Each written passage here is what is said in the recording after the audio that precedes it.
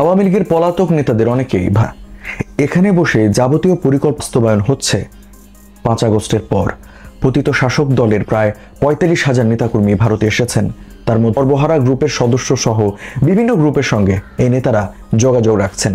তাদের ইশারায় অশান্ত হয়ে উঠছে দেশের দক্ষিণ পশ্চিমাঞ্চল। সক্রিয় হচ্ছে নিষিদ্ধ সর্বহারা গ্রুপ। রোহিঙ্গা ক্যাম্প সহ পার্বত্য অঞ্চল অশান্ত করার পেছনেও করেছেন। আওয়ামী লীগের পলাতক নেতাদের ধারণা, দেশ অস্থিতিশীল হলে চলছে তা বাধাগ্রস্ত হবে, নির্বাচন প্রক্রিয়াকেও বানচাল করা যাবে। আওয়ামী লীগ নেতা ও সাবেক সংসদ সদস্য পঙ্কজ নাথ বলেন, আমরা আপাতত আন্ডারগ্রাউন্ড। পঙ্কজ দেবনাথ দাবি করেন, আত্মগোপনে থাকা আওয়ামী লীগ নেতাদের সঙ্গে দলের সভাপতি শেখ হাসিনার সঙ্গে নিয়মিত যোগাযোগ আছে। শেখ হাসিনাকে অ্যাপের মাধ্যমে মেসেজ দিয়ে রাখলে তিনি তার সময় মতো জবাব দেন।